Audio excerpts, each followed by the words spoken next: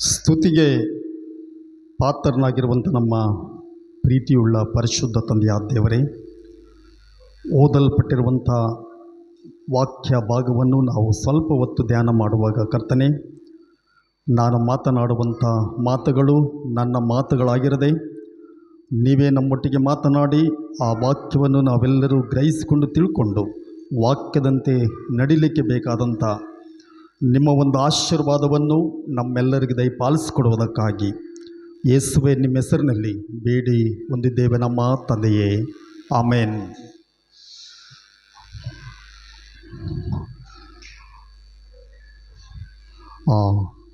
ಕೂಡಿ ಬಂದಂಥ ಎಲ್ಲ ಸಭಿಕರಿಗೆ ಯೇಸು ಕ್ರಿಸ್ತನ ನಾಮದಲ್ಲಿ ನಾನು ಎಲ್ಲರನ್ನೂ ವಂದಿಸ್ತೇನೆ. ಈ ದಿನ ಓದಲ್ಪಟ್ಟಿರುವಂಥ ಈ ಒಂದು ವಾಕ್ಯ ಭಾಗದಲ್ಲಿ ಮುಖ್ಯವಾದಂಥ ಒಂದು ವಿಷಯ ಅಂಶ ಏನೆಂದರೆ, ದೇವರ ಸತ್ಯ ಸಂದೇಶವೇ ಕ್ರಿಸ್ಮಸ್ ಕನಸುಗಳ ಹಬ್ಬ ಎಂಬುದಾಗಿ. ದೇವರ ಸತ್ಯ ಸಂದೇಶವೇ ಕ್ರಿಸ್ಮಸ್ ಕನಸುಗಳ ಹಬ್ಬ ಎಂಬುದಾಗಿ ನಾವು ನೋಡ್ತೇವೆ. ಸರ್ವ ಸಾಮಾನ್ಯವಾಗಿ ಮಾನವರೆಲ್ಲರೂ ತಮ್ಮ ಜೀವಿತದಲ್ಲಿ ವಿಧ ವಿಧವಾದಂಥ ಕನಸುಗಳನ್ನು ಏನು ಮಾಡ್ತಾರೆ, ಕಾಣುತ್ತಾರೆ ಅಲ್ಲ. ನಾವು ರಾತ್ರಿಯಲ್ಲಿ ಮಲಗಿರುವಾಗ ನಮಗೆ ಪ್ರತಿಯೊಬ್ಬ ಸಾಧಾರಣವಾಗಿ ಎಲ್ಲರಿಗೆ ಕನಸುಗಳು ಬೀಳ್ತವೆ ಅಲ್ಲ. ಕೆಲವರಿಗೆ ಒಳ್ಳೆಯ ಕನಸುಗಳು ಬೀಳ್ತವೆ, ಕೆಲವರಿಗೆ ಕೆಟ್ಟ ಕನಸುಗಳು ಬೀಳ್ತವೆ. ಕೆಲವರ ಕನಸು ನೆರವೇರುತ್ತದೆ ಸ್ವಲ್ಪ ಮಟ್ಟಿಗೆ, ಕೆಲವರ ಕನಸುಗಳು ನೆರವೇರುವುದಿಲ್ಲ. ಆದ್ದರಿಂದ ಕೆಲವರು ಹಗಲು ಕನಸು ಕಾಣುತ್ತಾರೆ ಅಲ್ಲ. ನಾನು ಈ ಥರ ಮಾಡಬೇಕು, ಇದನ್ನು ಸಾಧಿಸಬೇಕು ಎಂಬುದಾಗಿ ಲೋಕದಲ್ಲಿ ಅನೇಕರು ಹಗಲು ಕನಸುಗಳನ್ನು ಕೂಡ ಕಾಣುತ್ತಾರೆ. ಮತ್ತು ಕೆಲವರು ರಾತ್ರಿಯಲ್ಲಿ ಕನಸು ಕಾಣುತ್ತಾರೆ. ನಾವು ನೋಡ್ತೇವೆ ಇವುಗಳಲ್ಲಿ ಕೆಲವು ನೆರವೇರಬಹುದು ಅಥವಾ ನೆರವೇರದೇ ಇರಬಹುದು ಎಂಬುದಾಗಿ ನಾವು ನೋಡ್ತಾ ಇದ್ದೇವೆ. ಆದ್ದರಿಂದ ಸತ್ಯವೇದದಲ್ಲಿ ಅನೇಕ ಭಕ್ತರು ಕನಸುಗಳನ್ನು ಕಂಡರು. ನಾವು ಈಗ ತಾನೇ ಓದ್ಯಂಥ ಆದಿಕಾಂಡ 41ನೇ ಅಧ್ಯಾಯ 1-7 ನಾವು ನೋಡ್ತಾ ಇದ್ದೇವೆ. ಸತ್ಯವೇದದಲ್ಲಿ ಅನೇಕ ಭಕ್ತರು ಏನು ಮಾಡಿದರು, ಕನಸುಗಳನ್ನು ಕಂಡರು ಅಲ್ಲ. ದೇವರು ಕನಸಿನಲ್ಲಿ ತನ್ನ ಪ್ರವಾದಿಗಳ ಮೂಲಕ ಮಾತನಾಡಿದನು ಎಂಬುದಾಗಿ, ಮತ್ತು ಅನೇಕ ಅರಸುಗಳಿಗೆ, ನಾಯಕರಿಗೆ, ಸಾಧಾರಣವಾದ ಜನರೊಂದಿಗೆ ಕೂಡ ದೇವರು ಮಾತನಾಡಿದನೆಂಬುದಾಗಿ ನಾವು ನೋಡ್ತಾ ಇದ್ದೇವೆ ಕನಸಿನಲ್ಲಿ. ಆದ್ದರಿಂದ ನಾವು ಸತ್ಯವೇದದಲ್ಲಿ ಯೋಬನು ಬರೆದಂಥ ಗ್ರಂಥ 33ನೇ ಅಧ್ಯಾಯ 14-16 ಓದುವಾಗ,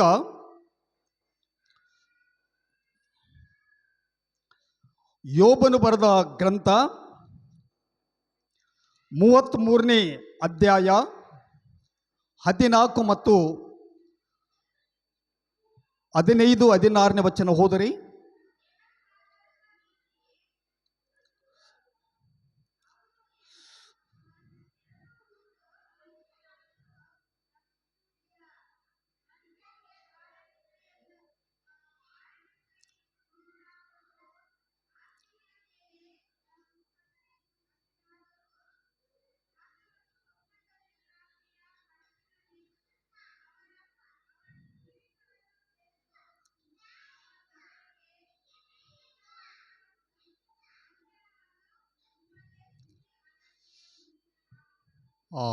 ಇಲ್ಲಿ ನಾವು ನೋಡ್ತಾ ಇದ್ದೇವೆ, ಈ ಒಂದು ಯೋಬನ ಗ್ರಂಥದಲ್ಲಿ ದೇವರು ಮಾತನಾಡುವ ರೀತಿ ಒಂದುಂಟು, ಎರಡು ರೀತಿ ಉಂಟು ಎಂಬುದಾಗಿ. ದೇವರು ಒಂದು ರೀತಿ ಮಾತನಾಡುತ್ತಾನೆ ಮತ್ತು ಇನ್ನೊಂದು ರೀತಿ ಕೂಡ ಮಾತನಾಡುತ್ತಾನೆ ಎಂಬುದಾಗಿ ಸತ್ಯವೇದದಲ್ಲಿ ನಮಗೆ ಸ್ಪಷ್ಟವಾಗಿ ಬರೆಯಲ್ಪಟ್ಟಿದೆ.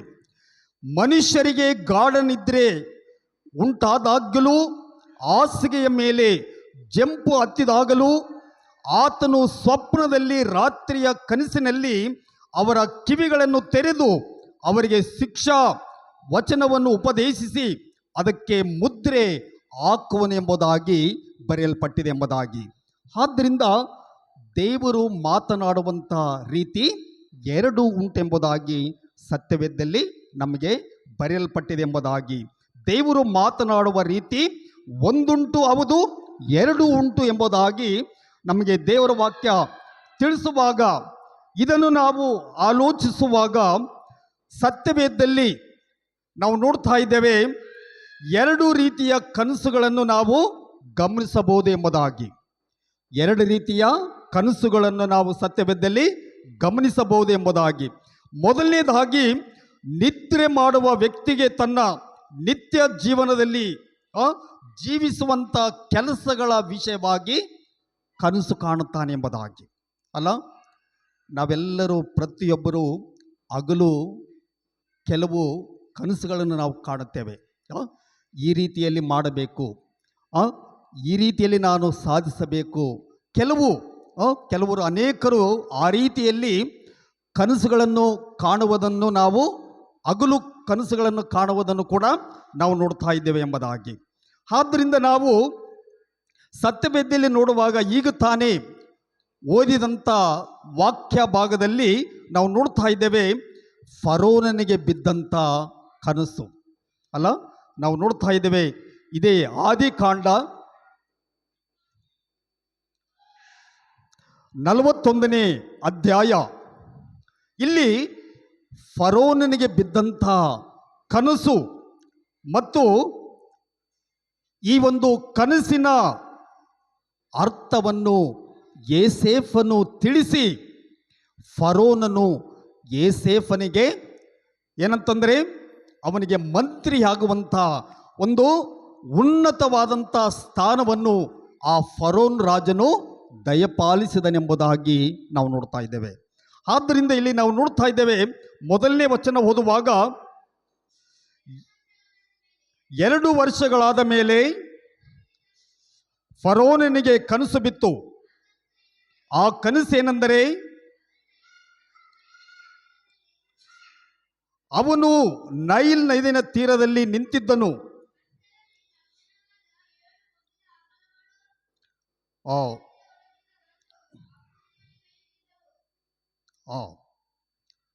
ಅವುಗಳ ಹಿಂದೆ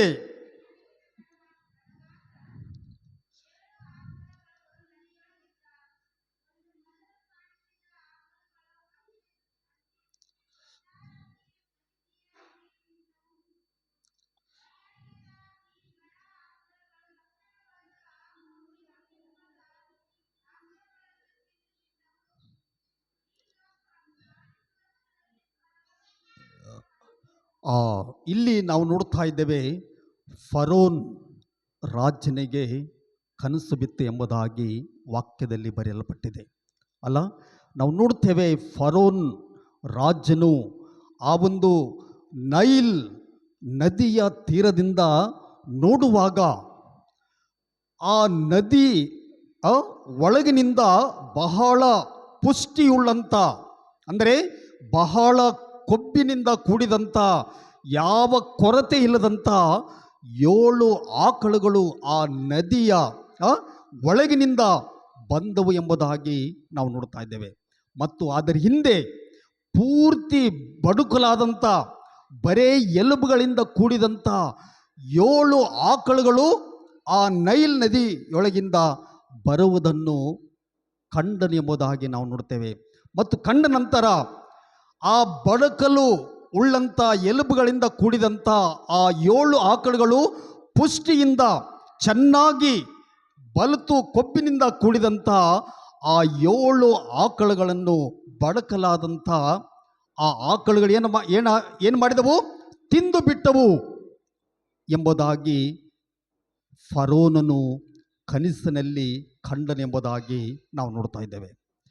ಫರೋನನಿಗೆ ಬಹಳ ಆಶ್ಚರ್ಯವಾಯಿತು. ಏನಿದು? ಇದರ ಅರ್ಥ ಏನು ಎಂಬುದಾಗಿ ಆದರೆ ಏಸೇಫನು, ದೇವರು ಏಸೇಫನಿಗೆ ಒಳ್ಳೆಯ ಜ್ಞಾನವನ್ನು ಕೊಟ್ಟಿದ್ದನು ಅಲ್ಲ. ಈ ಒಂದು ಕನಸಿನ ಅರ್ಥವನ್ನು ಹೇಳುವಂಥ ಜ್ಞಾನ ದೇವರು ಏಸೇಫನಿಗೆ ಕೊಟ್ಟಿದ್ದನು. ಆದ್ದರಿಂದ ಏಸೇಫನು ಇದರ ಅರ್ಥವನ್ನು ಹೇಳಿಬಿಟ್ಟ ಅಲ್ಲ. ಈ ಒಂದು ವರ್ಷದಲ್ಲಿ ಅಂದರೆ 7 ಪುಷ್ಟಿಗುಳ್ಳಂಥ ದಪ್ಪದಾಗಿ ಕಬ್ಬಿನಿಂದ ಕೂಡಿದಂಥ ಈ 7 ಆಕಳುಗಳು ಅಂದರೆ 7 ವರ್ಷಗಳು ಅಲ್ಲ. ಈ ಒಂದು ರಾಜ್ಯದಲ್ಲಿ 7 ವರ್ಷ ಚೆನ್ನಾಗಿ ಕ್ಷೇಮವಾಗಿ ದೇವರು ಒಳ್ಳೆ ಮಳೆಯನ್ನು ಕೊಟ್ಟು ಬೆಳೆಯನ್ನು ಕೊಟ್ಟು ಸಮೃದ್ಧಿಯಾಗಿ 7 ವರ್ಷ ಲೋಕದಲ್ಲಿ ಈ ವರ್ಷದಲ್ಲಿ ದೇವರು ಕಾಪಾಡುತ್ತಾನೆ ಎಂಬುದಾಗಿ 7 ವರ್ಷ ಜನರಿಗೆ ಯಾವ ಕೊರತೆ ಇಲ್ಲ. ರೈತನಾಗಲಿ ಜನರು ಹೊಲದಲ್ಲಿ ಬಿತ್ತಂತ ಎಲ್ಲ ಬೆಳೆ ಸಮೃದ್ಧಿಯಾಗಿ ಬರುತ್ತದೆ. 7 ವರ್ಷ ಸುಕ್ಷೇಮ ವರ್ಷಗಳು ಎಂಬುದಾಗಿ ರಾಜನಿಗೆ ತಿಳಿಸಿದ. ಮತ್ತು ಆಮೇಲೆ ಬಡಕಲಾದಂಥ ಬಹಳ ಸೊರಗಿ ಹೋಗಿರುವಂಥ ಆಕಳುಗಳು 7 ಆಕಳುಗಳು ಅಂದರೆ 7 ವರ್ಷ ಬಹಳ ಕಠಿಣವಾದಂಥ ದಿನಗಳು. ಮಳೆ ಇಲ್ಲ, ಬೆಳೆ ಇಲ್ಲ, ಬರಗಾಲ ಅಂಥ 7 ವರ್ಷಗಳು ದೇಶದಲ್ಲಿ ಕಾಣುತ್ತೇವೆ ಎಂಬುದಾಗಿ ಅರಸನಿಗೆ ಹೇಳಿದಾಗ, ಮತ್ತು ಅದೇ ರೀತಿಯಿಂದ ಈ ಅರ್ಥವನ್ನು ಏಸೇಫನು ಫರೋನ್ ರಾಜನಿಗೆ ಹೇಳಿದ. ಮತ್ತು ಹೇಳಿದಾಗ ಇವನ ಒಂದು ಜ್ಞಾನ ಫರೋನ್ ರಾಜನು ಮೆಚ್ಚಿದನೆಂಬುದಾಗಿ ನಾವು ನೋಡ್ತಾ ಇದ್ದೇವೆ. ಆದ್ದರಿಂದ ಈ ಏಸೇಫನು ರಾಜನಿಗೆ ಹೇಳಿದ 7 ವರ್ಷ ಬಹಳ ಸುಭಿಕ್ಷವಾದಂಥ ಕಾಲ, ಯಾವ ಕೊರತೆ ಇಲ್ಲದಂಥ ಕಾಲ, ಸಮೃದ್ಧಿಯಾಗಿ ಬೆಳೆಯುವಂಥ ಬೆಳೆಯ ಒಂದು ಕಾಲ. ಆದ್ದರಿಂದ ರಾಜನೇ, ಈ 7 ವರ್ಷಗಳಲ್ಲಿ ನಾವು ಏನು ಮಾಡಬೇಕು? ದವಸ ಧಾನ್ಯವನ್ನು ಕೂಡಿಸಿಡಬೇಕು. ಮುಂದೆ 7 ವರ್ಷ ಬರಗಾಲ ನಾವು ಎದುರಿಸಬೇಕಲ್ಲ. 7 ವರ್ಷ ಸುಭಿಕ್ಷವಾದಂಥ ಕಾಲದಲ್ಲಿ ಎಲ್ಲ ದವಸ ಧಾನ್ಯಗಳನ್ನು ಕೂಡಿಸಿ ಇಡಬೇಕು. ಬರಗಾಲದ 7 ವರ್ಷಗಳು ತಿನ್ನಲಿಕ್ಕೆ ಬೇಕಾದಂಥ ದವಸ ಧಾನ್ಯಗಳನ್ನು ಕೂಡಿಸಿ ಇಡಬೇಕೆಂಬುದಾಗಿ ಫರೋನ್ ರಾಜನಿಗೆ ಏಸೇಫನು ಏನು ಮಾಡಿದ? ಸಲಹೆ ಕೊಟ್ಟನೆಂಬುದಾಗಿ ನಾವು ನೋಡ್ತಾ ಇದ್ದೇವೆ. ಆದ್ದರಿಂದ ಈ ರೀತಿಯ ಒಂದು ಜ್ಞಾನ ಏಸೇಫನಿಗೆ ದೇವರು ಕೊಟ್ಟಿದ್ದನು. ಮತ್ತು ಅದೇ ರೀತಿಯಿಂದ ಇಂಥ ಜ್ಞಾನವನ್ನು ಪಡೆದಿರುವಂಥ ಏಸೇಫನಿಗೆ ಫರೋನ್ ರಾಜ ಏನು ಮಾಡಿದ? ಮಂತ್ರಿಯಾಗಿ ಮಾಡಿದ ಅಲ್ಲ, ರಾಜನ ಕೈ ಕೆಳಗೆ. ಆದ್ದರಿಂದ ಮಂತ್ರಿ ಮಾಡಿದನೆಂಬುದಾಗಿ ಸರ್ವ ಅಧಿಕಾರ ಆತನಿಗೆ ತನ್ನ ಅಧೀನದಲ್ಲಿ ಆ ಫರೋನ್ ರಾಜ ಏಸೇಫನಿಗೆ ಕೊಟ್ಟನೆಂಬುದಾಗಿ ನಾವು ನೋಡ್ತಾ ಇದ್ದೇವೆ. ಅಂದರೆ ಕನಸಿನ ಒಂದು ಅರ್ಥ ಹೇಳುವಂಥ ಒಂದು ಜ್ಞಾನ ದೇವರು ಏಸೇಫನಿಗೆ ಕೊಟ್ಟಿದ್ದನು ಎಂಬುದಾಗಿ ನಾವು ಸತ್ಯವೇದದಲ್ಲಿ ಓದುತ್ತಾ ಇದ್ದೇವೆ. ಆದ್ದರಿಂದ ನಾವು ಆದಿಕಾಂಡ ಮತ್ತು 2ನೇದಾಗಿ ನಿದ್ರೆ ಮಾಡುವ ವ್ಯಕ್ತಿಗೆ ದೇವರು ನೇರವಾಗಿ ಕನಸಿನ ಮುಖಾಂತರ ಮಾತನಾಡುವಂಥದ್ದು ಎಂಬುದಾಗಿ ನಾವು ನೋಡ್ತೇವೆ. ನಾವೆಲ್ಲರೂ ರಾತ್ರಿ ಸಮಯದಲ್ಲಿ ನಿದ್ದೆ ಮಾಡುತ್ತೇವೆ. ನಿದ್ದೆ ಮಾಡುವಾಗ ರಾತ್ರಿಯ ಒಂದು ಸಮಯದಲ್ಲಿ ದೇವರು ನೇರವಾಗಿ ಅಂದರೆ ಕನಸಿನ ಮುಖಾಂತರ ದೇವರು ಸತ್ಯವಾದಂಥ ಸಂದೇಶವನ್ನು ತಿಳಿಸುವಂಥ ಒಂದು ವಿಷಯವಾಗಿ ನಾವು ನೋಡ್ತಾ ಇದ್ದೇವೆ. ಆದ್ದರಿಂದ ಆದಿಕಾಂಡ 20ನೇ ಅಧ್ಯಾಯ 3ರಿಂದ 7 ವಚನ ನಾವು ಓದುವಾಗ, ಆದಿಕಾಂಡ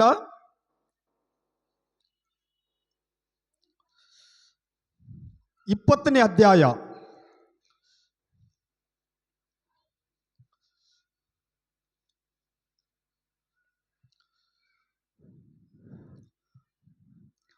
3ರಿಂದ 7 ವಚನ ಹೋದರೆ ಯಾರಿಗಾದ್ರೂ ಸಿಕ್ಕಿದೆಯಾದರೆ,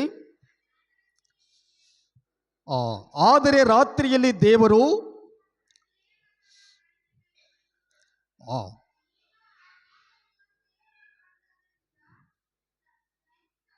ಸಾಯತಕ್ಕವನಾಗಿದ್ದಿ.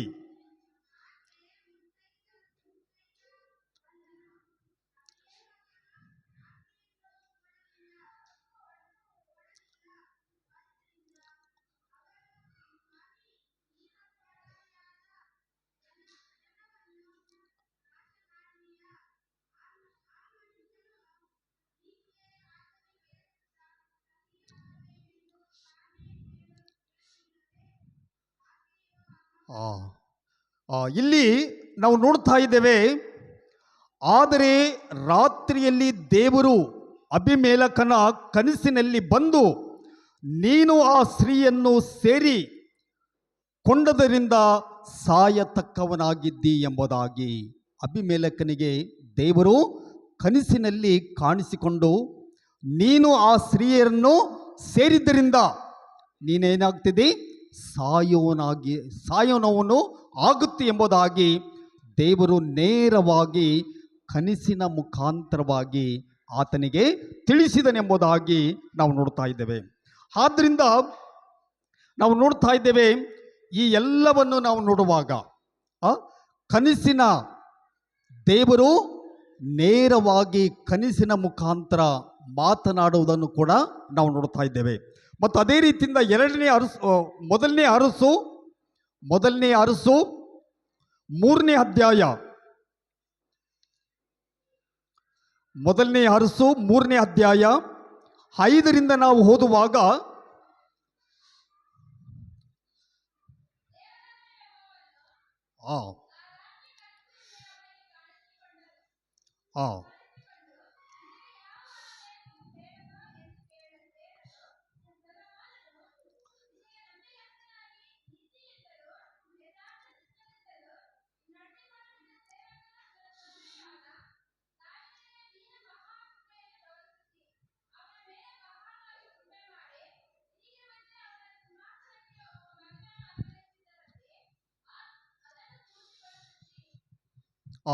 ಇಲ್ಲಿ ನಾವು ನೋಡ್ತಾ ಇದ್ದೇವೆ, ದೇವರು ಇಲ್ಲಿ 5ನೇ ವಚನ ಓದುವಾಗ, ದೇವರಾದ ಯೆಹೋವನು ಆ ರಾತ್ರಿಯಲ್ಲಿ ಕನಸಿನಲ್ಲಿ ಅವನಿಗೆ ಕಾಣಿಸಿಕೊಂಡು, ನಿನಗೆ ಯಾವ ವರ ಬೇಕು ಕೇಳಿಕೋ ಎಂದು ಹೇಳಲು, ಸೊಲೊಮೋನನು ನಿನಗೆ ನಂಬಿಗಸ್ತನಾಗಿ ನೀತಿಯಿಂದಲೂ ಯಥಾರ್ಥ ಚಿತ್ತದಿಂದಲೂ ನಡೆದುಕೊಂಡ ನಿನ್ನ ಸೇವಕನು ನನ್ನ ತಂದೆಯೂ ಆದ ದಾವೀದನಿಗೆ ನೀನು ಮಹಾಕೃಪೆಯನ್ನು ತೋರಿಸಿದ್ದಿ.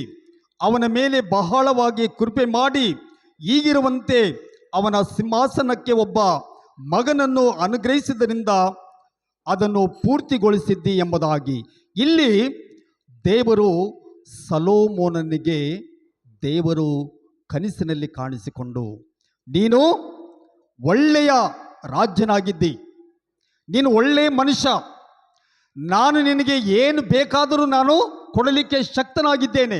ಆದ್ದರಿಂದ ಸೊಲೊಮೋನನೇ, ಕನಸಿನಲ್ಲಿ ದೇವರು ಕಾಣಿಸಿಕೊಂಡು, ಸೊಲೊಮೋನನೇ ನಿನಗೇನು ಬೇಕು ಅದು ನಾನು ಕೊಡಲಿಕ್ಕಿದ್ದೇನೆ ಎಂಬುದಾಗಿ ದೇವರು ಸೊಲೊಮೋನನಿಗೆ ಕೇಳಿದಾಗ, ಸೊಲೊಮೋನನೇನು ಕೇಳಿದ?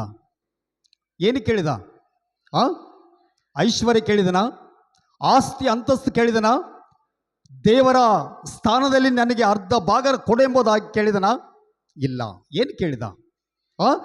ಲೋಕವನ್ನು, ನಾನು ರಾಜ್ಯನಾಗಿ ಲೋಕವನ್ನು, ಪ್ರಜೆಗಳನ್ನು ಚೆನ್ನಾಗಿ ಪರಿಪಾಲನೆ ಮಾಡಿಕೊಳ್ಳುವಂಥ ಒಂದು ಜ್ಞಾನ, ವಿವೇಕ ನನಗೆ ಕೊಡು ಎಂಬುದಾಗಿ ಸೊಲೊಮೋನನು ದೇವರಲ್ಲಿ ಕೇಳಿದನೆಂಬುದಾಗಿ ನಾವು ನೋಡ್ತಾ ಇದ್ದೇವೆ. ಆದ್ದರಿಂದ ಪ್ರಿಯರೇ, ಈ ಎಲ್ಲವನ್ನು ನಾವು ನೋಡುವಾಗ ದೇವರು ಕನಸಿನ ಮುಖಾಂತರ ತನ್ನ ಭಕ್ತರಿಗೆ, ಸಾಮಾನ್ಯ ಜನರಿಗೆ, ನಾಯಕರಿಗೆ ಈ ರೀತಿಯಲ್ಲಿ ಸತ್ಯ ಸಂದೇಶವನ್ನು ತಿಳಿಸಿದನೆಂಬುದಾಗಿ ನಾವು ದೇವರ ವಾಕ್ಯದಲ್ಲಿ ಓದುವರಾಗಿದ್ದೇವೆ. ಆದ್ದರಿಂದ ಅದೇ ರೀತಿಯಾಗಿ ಈ ನಾವು ಹಳೆ ಒಡಂಬಡಿಕೆಯ ಭಾಗದಲ್ಲಿ ದೇವರು ಕನಸಿನ ಮುಖಾಂತರವಾಗಿ ಯಾವ ರೀತಿಯಿಂದ ದೇವರು ತನ್ನ ಭಕ್ತರಿಗೆ ಅವರ ಕೋರಿಕೆಗಳನ್ನು ಸಾಗ ಮಾಡಿದನೋ, ಅವರ ಕೋರಿಕೆಗಳನ್ನು ನೆರವೇರಿಸಿದನೋ, ಅದೇ ರೀತಿಯಲ್ಲಿ ನಾವು ನೋಡ್ತಾ ಇದ್ದೇವೆ. ಇಲ್ಲಿ ಈಗ ತಾನೇ ಓದ್ಯಂಥ ವಾಕ್ಯ ಭಾಗದಲ್ಲಿ ಯೇಸು ಕ್ರಿಸ್ತನ ಒಂದು ಜನನದ ಒಂದು ಕಥೆಯಲ್ಲಿ ನಾವು ನೋಡ್ತಾ ಇದ್ದೇವೆ. ಕನಸಿನ ಮುಖಾಂತರ 5 ಸತ್ಯ ಸಂದೇಶಗಳನ್ನು ದೇವರು ತಿಳಿಸಿಕೊಟ್ಟನೆಂಬುದಾಗಿ ನಾವು ನೋಡ್ತೇವೆ ಅಲ್ಲ. ಈ ಒಂದು ಕನಸಿನ ಮುಖಾಂತರ ದೇವರು ಸತ್ಯ ಸಂದೇಶವನ್ನು ತಿಳಿಸಿಕೊಟ್ಟನೆಂಬುದಾಗಿ ನಾವು ನೋಡ್ತಾ ಇದ್ದೇವೆ. ಮೊದಲನೇದಾಗಿ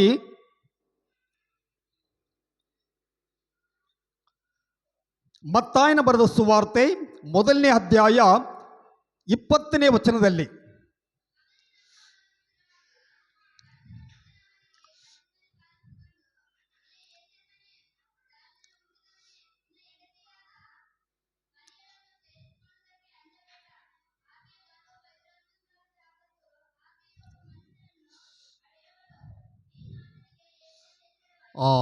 ಇಲ್ಲಿ ನಾವು ನೋಡ್ತಾ ಇದ್ದೇವೆ, ಯೋಸೇಫನು ಮರಿಯಳ ವಿಷಯದಲ್ಲಿ ಸಂಶಯ ತಾಳಿದಾಗ ಅಲ್ಲ. ನಾವು ನೋಡ್ತೇವೆ ಯೋಸೇಫನಿಗೆ ಮರಿಯಳು ನಿಶ್ಚಿತಾರ್ಥವಾದಾಗ, ಆ ನಿಶ್ಚಿತಾರ್ಥವಾಗಿ ಗರ್ಭವನ್ನು ಧರಿಸಿದಾಗ ಯೋಸೇಫನು ಮರಿಯಳ ಮೇಲೆ ಸಂಶಯ ಪಟ್ಟಾಗ, ನನಗೆ ನಿಶ್ಚಿತಾರ್ಥವಾದಂಥ ಮರಿಯಳು ಗರ್ಭವನ್ನು ಧರಿಸಿದಾಗ ಸಂಶಯ ಪಟ್ಟಾಗ ದೇವರು ಯೋಸೇಫನಿಗೆ ಏನು ಮಾಡಿದ? ಕನಸಿನಲ್ಲಿ ಕಾಣಿಸಿಕೊಂಡ. ಎಲೆ ಯೋಸೇಫನೇ, ನೀನು ಏನು ಭಯಪಡಬೇಡ ಅಲ್ಲ, ನಿನಗೆ ನಿಶ್ಚಿತಾರ್ಥವಾದಂಥ ಆ ಮರಿಯಳು, ಆ ಗರ್ಭ ಲೋಕ ಸಂಬಂಧ ಪುರುಷ ಸಂಕಲ್ಪವಲ್ಲ, ಅದು ಪವಿತ್ರಾತ್ಮದಿಂದ ಆದದ್ದು.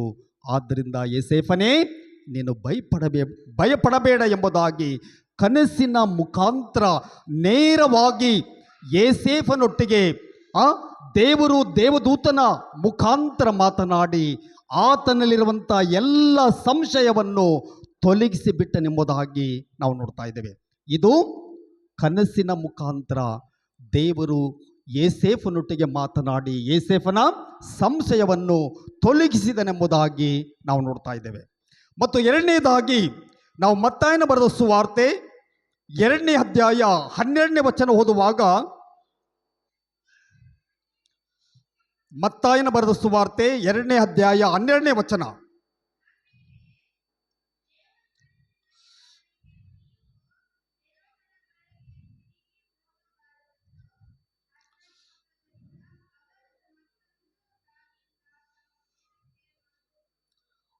ಇಲ್ಲಿ ಕೂಡ ನಾವು ನೋಡ್ತೇವೆ, ಮೂಡಣದ ಜೋಯಿಸರು ಯೇಸು ಸ್ವಾಮಿ ಹುಟ್ಟಿದಾಗ ಯರೋದನ ರಾಜ್ಯದಲ್ಲಿಗೆ ಬಂದರು ಅಲ್ಲ. ದೇವರು ಯೇಸು ಕಂದನು ಜನಿಸಿದಾಗ ಮೂಡಣದ ಜೋಯಿಸರು ಅರಮನೆ ಆಗಿರುವಂಥ ಫರೋನನ ಮನೆಗೆ ಬಂದರು. ಮನೆಗೆ ಬಂದು ಅಲ್ಲಿ ರಾಜನನ್ನು ಕಾಣಲು ಹೋದರು. ಆದರೆ ಅಲ್ಲಿ ರಾಜ ಇರಲಿಲ್ಲ, ಅಲ್ಲಿ ರಾಜ ಹುಟ್ಟಲಿಲ್ಲ. ಎಲ್ಲಿ ಹುಟ್ಟಿದ? ಬೆತ್ಲೆಹೇಮಿನಲ್ಲಿ ಹುಟ್ಟಿದನೆಂಬುದಾಗಿ ನಾವು ನೋಡ್ತಾ ಇದ್ದೇವೆ. ಆದ್ದರಿಂದ ರಾಜನು, ಹೆರೋದ ರಾಜನು, ನನ್ನ ಮನೆಯಲ್ಲಿ ಒಬ್ಬ ರಾಜನು ಹುಟ್ಟಬೇಕಲ್ಲ, ಆದರೆ ಬೇರೆ ಬೆತ್ಲೆಹೇಮಿನಲ್ಲಿ ಹುಟ್ಟುವುದು ಹೇಗೆ ಎಂಬುದಾಗಿ ಅವನೇನು ಮಾಡಿದ? ಕುತಂತ್ರದಿಂದ ಅವನೇನು ಮಾಡಿದ? ಜೋಯಿಸರಿಗೆ ಹೇಳಿದ ಕಪಟ ಬುದ್ಧಿಯಿಂದ ನಾವು ನೋಡ್ತಾ ಇದ್ದೇವೆ. ನೀವು ಆ ಕೂಸನ್ನು ನೋಡಿ ನನಗೆ ಬಂದು ಹೇಳಿರಿ, ನಾನು ಕೂಡ ಬಂದು ಅಡ್ಡ ಬೀಳುತ್ತೇನೆ ಎಂಬುದಾಗಿ ಹೇಳಿದಾಗ ಅವನ ಒಂದು ಕಪಟತನವನ್ನು, ಕುತಂತ್ರವನ್ನು ನೋಡಿ ನೇರವಾಗಿ ದೇವರು ಜೋಯಿಸರಿಗೆ ತಿಳಿಸ್ತಾ ಇದ್ದಾನೆ. ಏನೆಂದರೆ, ನೀವು ಯರೋದನ ಬಳಿಗೆ ಹೋಗಬಾರದು ಎಂಬುದಾಗಿ ಹೇಳಿದಾಗ ಅವರು ಮತ್ತೊಂದು ದಾರಿಯಿಂದ ತಮ್ಮ ದೇಶಕ್ಕೆ ಹೋದರು ಎಂಬುದಾಗಿ ನಾವು ನೋಡ್ತಾ ಇದ್ದೇವೆ. ಅಂದರೆ ದೇವರು ದೇವದೂತನ ಮುಖಾಂತರ ಜೋಯಿಸರಿಗೆ ಕನಸಿನಲ್ಲಿ ಕಾಣಿಸಿಕೊಂಡು ಅವರಿಗೆ ಸತ್ಯ ಸಂದೇಶವನ್ನು ತಿಳಿಸಿದರಿಂದ ಅವರು ಯರೋದನ ಬಳಿಗೆ ಹೋಗದ ಹಾಗೆ ಮತ್ತೊಂದು ದಾರಿ ಹಿಡಿದು ತಮ್ಮ ದೇಶಕ್ಕೆ ಹೋದರೆಂಬುದಾಗಿ ನಾವು ನೋಡ್ತಾ ಇದ್ದೇವೆ. ಮತ್ತು ಮೂರನೇದಾಗಿ ನಾವು ನೋಡ್ತಾ ಇದ್ದೇವೆ, ಮತ್ತಾಯನ ಬರೆದ ಸುವಾರ್ತೆ 2ನೇ ಅಧ್ಯಾಯ 13ನೇ ವಚನ ಓದುವಾಗ, ಮತ್ತಾಯನ ಬರೆದ ಸುವಾರ್ತೆ 2ನೇ ಅಧ್ಯಾಯ 13ನೇ ವಚನ,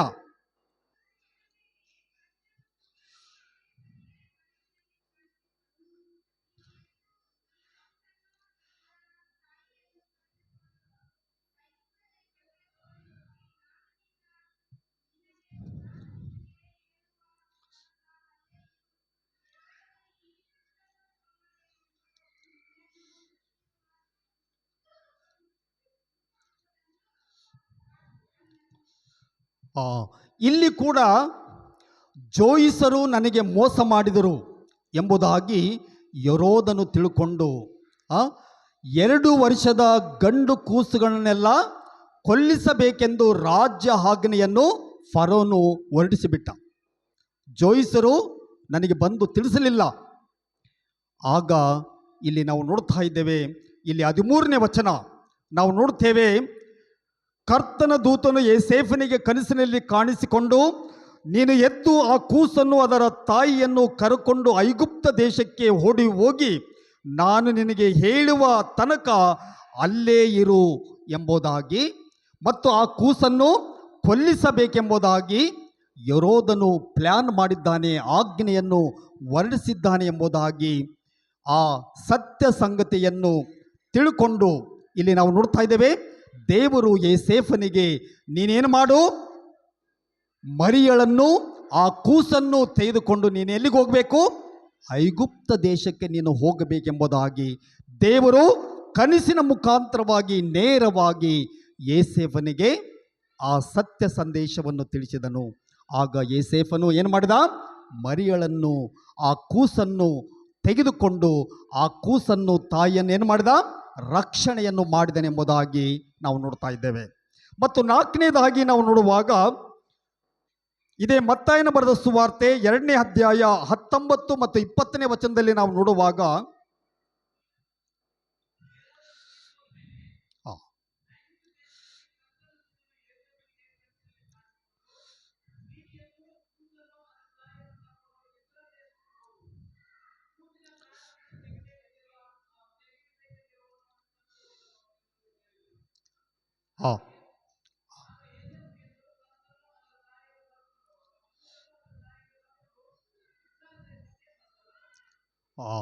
ಇಲ್ಲಿ ಕೂಡ ನಾವು ನೋಡ್ತಾ ಇದ್ದೇವೆ. ಈ ಒಂದು 19ನೇ ವಚನದಲ್ಲಿ ನಾವು ನೋಡುವಾಗ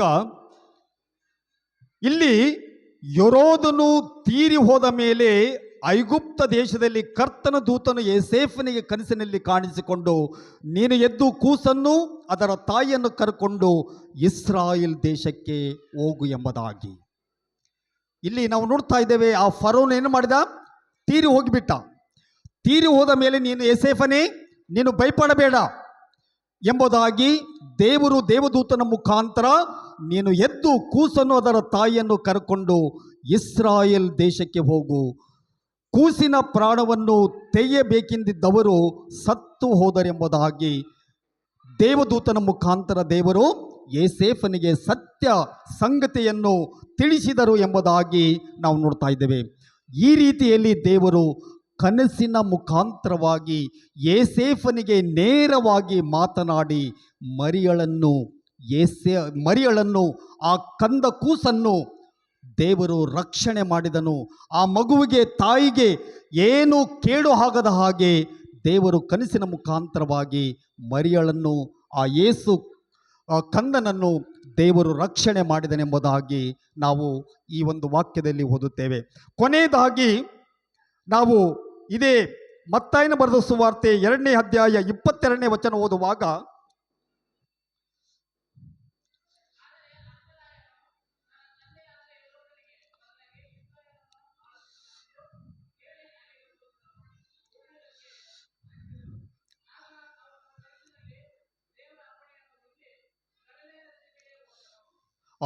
ಇಲ್ಲಿ ಕೂಡ ನಾವು ನೋಡ್ತೇವೆ, ಫರೋನನು ಸತ್ತ ನಂತರ ಆ ಸ್ಥಾನಕ್ಕೆ ಆತನ ಮಗನಾಗಿರುವಂಥ ಇಲ್ಲಿ ನಾವು ನೋಡ್ತಾ ಇದ್ದೇವೆ ಅರ್ಕಿಲಾಯನು ತನ್ನ ತಂದೆಯಾದ ಯರೋದನಿಗೆ ಬದಲಾಗಿ ಯೂದಾಯವನ್ನು ಆಳುತ್ತಾನೆಂದು ಕೇಳಿ ಅಲ್ಲಿ ಹೋಗುವುದಕ್ಕೆ ಅಂಜಿದನು ಎಂಬುದಾಗಿ ಇಲ್ಲಿ ಕೂಡ ಯೋಸೇಫನು ಆ ಒಂದು ಪ್ರಾಂತಕ್ಕೆ ಯೂದಾಯ ಪ್ರಾಂತಕ್ಕೆ ಹೋಗುವುದಕ್ಕಾಗಿ ಅಂಜಿದಾಗ ತಿರುಗಿ ದೇವರು ಯೋಸೇಫನಿಗೆ ಕಾಣಿಸಿಕೊಂಡು ಯೋಸೇಫನಿಗೆ ಇಲ್ಲಿ ಸತ್ಯ ಸಂದೇಶವನ್ನು ತಿಳಿಸಿದನು. ಆಗ ಅವನು ಕನಸಿನಲ್ಲಿ ದೇವರ ಅಪ್ಪಣೆಯನ್ನು ಹೊಂದಿ ಗಲಿಲಾಯ ಸೀಮೆಗೆ ಹೋದನು. ಗಲಿಲಾಯ ಸೀಮೆಗೆ ಯೋಸೇಫನು ಮರಿಯಳನ್ನು ಯೇಸುವನ್ನು ಕರೆದುಕೊಂಡು ಎಲ್ಲಿಗೆ ಹೋದರು, ಗಲಿಲಾಯ ಸೀಮೆಗೆ ಹೋದರು ಮತ್ತು ನಜರೇತ್ ಎಂಬ ಊರಿಗೆ ಬಂದು ಅಲ್ಲಿ ಮನೆ ಮಾಡಿಕೊಂಡು ಇದ್ದರು ಎಂಬುದಾಗಿ. ಎಲ್ಲಿ ಮನೆ ಮಾಡಿಕೊಂಡಿದ್ದರು? ಏಸೇಫು ಮರಿಯಳು ಆ ಒಂದು ಯೇಸು ಕಂದ ಎಲ್ಲಿ ಮನೆ ಮಾಡಿಕೊಂಡಿದ್ದರು? ಆ ನಜರೇತ್ ಎಂಬ ಊರಿಗೆ ಬಂದು ಅಲ್ಲಿ ಮನೆ ಮಾಡಿಕೊಂಡು ಇದ್ದರು. ಇದರಿಂದ ನಜರೇ ಎಂಬ ಹೆಸರು ಆತನಿಗೆ ಬರುವುದು ಎಂಬುದಾಗಿ ಪ್ರವಾದಿಗಳಿಂದ ಹೇಳಿರುವಂಥ ಮಾತು ನೆರವೇರುತ್ತೆ ಎಂಬುದಾಗಿ. ಆದ್ದರಿಂದ ನಜರೇಯುಡ ಎಂಬುದಾಗಿ ನಾವು ಹಾಡಾಡುತ್ತೇವೆ. ಅಂದರೆ ಇದು ಸತ್ಯವೇದದಲ್ಲಿ ಬರೆದಿರುವಂಥ ಮತ್ತು ನಜರೇತ್ ಎಂಬ ಊರಿನಲ್ಲಿ ಆತನು ವಾಸವಾಗಿದ್ದರಿಂದ ಆತನಿಗೆ ನಜರೇಯುಡ ಎಂಬುದಾಗಿ ಹೆಸರು ಬಂದಿರುವುದನ್ನು ನಾವು ಸತ್ಯವೇದದಲ್ಲಿ ಓದುತ್ತಾ ಇದ್ದೇವೆ. ಆದ್ದರಿಂದ ಕರ್ತನಲ್ಲಿ ಕೂಡಿ ಬಂದಂಥ ಸಭಿಕರೇ, ಯೇಸು ಕ್ರಿಸ್ತನ ಜನನದ ಒಂದು ಕಥೆಯಲ್ಲಿ ನಾವು ನೋಡ್ತೇವೆ, ದೇವರು ಕನಸಿನ ಮುಖಾಂತರ ಸರಿಯಾದ ಸಮಯಕ್ಕೆ ಸರಿಯಾದ ಸಂದರ್ಭಕ್ಕೆ ಸರಿಯಾಗಿ ಸತ್ಯ ಸಂದೇಶವನ್ನು ತಿಳಿಸಿದ್ದರಿಂದ ಮರಿಯಳು ಯೇಸು ಕಂದ ಜೀವಂತವಾಗಿ ದೇವರು ಏನು ಮಾಡಿದ? ಕಾಪಾಡಿದ. ಲೋಕದಲ್ಲಿ ಯಾವ ಥರವಾದಂಥ ಅಡ್ಡಿಗಳು ಬರದ ಹಾಗೆ ದೇವರು ಸತ್ಯ ಸಂದೇಶವನ್ನು ದೇವದೂತನ ಮುಖಾಂತರವಾಗಿ ಸರಿಯಾದ ಸಮಯಕ್ಕೆ ತಿಳಿಸಿದರಿಂದ ಆ ಯೇಸು ಕಂದ ಜೀವಂತವಾಗಿ ಇದ್ದು ನಾವೆಲ್ಲರೂ ಈ ದಿನದಲ್ಲಿ ಕ್ರಿಸ್ಮಸ್ ಹಬ್ಬವನ್ನು ಆಚರಣೆ ಮಾಡಲಿಕ್ಕೆ ದೇವರು ನಮಗೆ ಕೃಪೆಯನ್ನು ಮಾಡಿಕೊಟ್ಟಿದ್ದಾನೆ. ಆದ್ದರಿಂದ ಇದೆಲ್ಲ ಏನೆಂದರೆ ಕನಸಿನ ಹಬ್ಬ. ಅಂದರೆ ಏನು? ಅಂದರೆ ದೇವರು ದೇವದೂತನ ಮುಖಾಂತರ ನಮಗೆ ಸತ್ಯ ಸಂದೇಶವನ್ನು ಕನಸಿನ ಮುಖಾಂತರ ತಿಳಿಸಿದ್ದರಿಂದ ಈ ದಿನದಲ್ಲಿ ನಾವೆಲ್ಲರೂ ಕ್ರಿಸ್ಮಸ್ ಹಬ್ಬವನ್ನು ಆಚರಣೆ ಮಾಡುತ್ತೇವೆ. ಯೇಸು ಕ್ರಿಸ್ತನ ಜನನ ಹಬ್ಬವನ್ನು ನಾವು ಆಚರಣೆ ಮಾಡುತ್ತೇವೆ ಎಂಬುದಾಗಿ. ಆದ್ದರಿಂದ ದೇವರ ಕನಸು ಎಂಥದ್ದು ನಾವು ನೋಡುತ್ತೇವೆ. ಆದಿಯಲ್ಲಿ ಆದಾಮ ಅವಳ ದೇವರು ಉಂಟು ಮಾಡಿದ ಅಲ್ಲ. ಆದಿಯಲ್ಲಿ ದೇವರು ಆದಾಮ ಅವರನ್ನು ಉಂಟು ಮಾಡಿದ. ದೇವರ ಆಜ್ಞೆಯನ್ನು ಮೀರಿಬಿಟ್ರು ಅಲ್ಲ. ದೇವರ ಒಂದು ಸಂಬಂಧ ಏನಾಯಿತು? ಮುರಿದು ಹೋಯಿತು. ಆದರೆ ದೇವರು ಮಾತ್ರ ಏನು ಮಾಡಿದ? ಕನಸು ಕಾಣ್ತಾ ಇದ್ದನು ಎಂಬುದಾಗಿ. ಇವರನ್ನು ರಕ್ಷಣೆಗೆ ತರಬೇಕು, ಇವರನ್ನು ಕಾಪಾಡಬೇಕೆಂಬುದಾಗಿ ದೇವರು ಯಾವಾಗಲೂ ಏನು ಮಾಡ್ತಾ ಇದ್ದ? ಕನಸು ಕಾಣ್ತಾ ಇದ್ದ. ಆ ಕನಸು 2000 ವರ್ಷಗಳ ಹಿಂದೆ ದೇವರು ಯೇಸು ಕ್ರಿಸ್ತನನ್ನು ಕಳಿಸೋದ್ರ ಮುಖಾಂತರ ಏನಾಯಿತು? ನೆರವೇರುತ್ತೆ ಎಂಬುದಾಗಿ ನಾವು ನೋಡ್ತಾ ಇದ್ದೇವೆ. ಆದ್ದರಿಂದ ದೇವರು ಯಾವಾಗಲೂ ಆತನು ಕನಸು ಕಾಣ್ತಾ ಇದ್ದಾನೆ. ಯಾವ ಕನಸು? ದೇವರು ಲೋಕದ ಮೇಲೆ ಎಷ್ಟೋ ಪ್ರೀತಿಯನ್ನಿಟ್ಟು ತನ್ನ ಒಬ್ಬನೇ ಮಗನನ್ನು ಕೊಟ್ಟನು. ಆತನನ್ನು ನಂಬುವ ಒಬ್ಬನಾದರೂ ನಾಶವಾಗದೆ ಎಲ್ಲರೂ ನಿತ್ಯ ಜೀವ ಪಡೆಯಬೇಕೆಂಬುದಾಗಿ ದೇವರ ಒಂದು ಕನಸಾಗಿದೆ ಅಲ್ಲ. ಅದನ್ನು ನಾವು ನೆನಸು ಮಾಡಬೇಕಾದರೆ ನಾವು ಕೂಡ ದೇವರ ಸುವಾರ್ತೆಯನ್ನು ಒಬ್ಬರಿಗೊಬ್ಬರು ಹಂಚಿ ಎಲ್ಲರನ್ನೂ ಕ್ರಿಸ್ತನ ಕಡೆಗೆ ನಡೆಸುವಂಥ ದೇವರ ಕನಸಿನಲ್ಲಿ ನಾವು ಯಾವಾಗ ಭಾಗ್ಯಗಳಾಗುತ್ತೇವೋ ಆಗ ಮಾತ್ರ ನಾವು ಕ್ರಿಸ್ಮಸ್ ಹಬ್ಬವನ್ನು